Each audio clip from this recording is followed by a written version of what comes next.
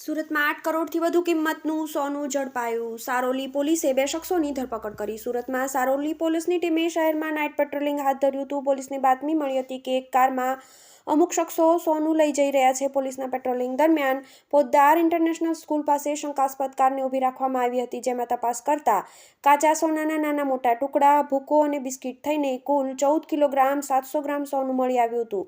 સારોલી પોલીસે 8.57 કરોડ રૂપિયાનું સોનું સહિતનો મુદ્દામાલ જપ્ત કર્યો અને 2 શખ્સોને ઝડપી પાડીને આગળની કાર્યવાહી હાથ ધરી. આશરે 15 કિલોગ્રામ સોનું ઝડપાયું.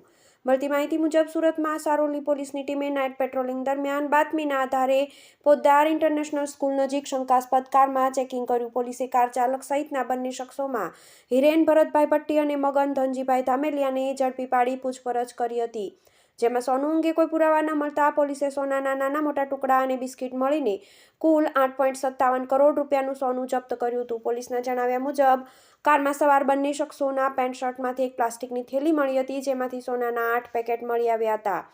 પોલીસે કુલ 14 કિલો 700 ગ્રામ વજનનું સોનું સહિત 2 મોબાઈલ ફોન અને કાર થઈને કુલ 8.60 કરોડનો મુદ્દામાલ જપ્ત કર્યો હતો. સમગ્ર મામલે પોલીસે આરોપીની ધરપકડ કરીને વધુ તપાસ હાથ ધરી છે. TV18 news, Surat.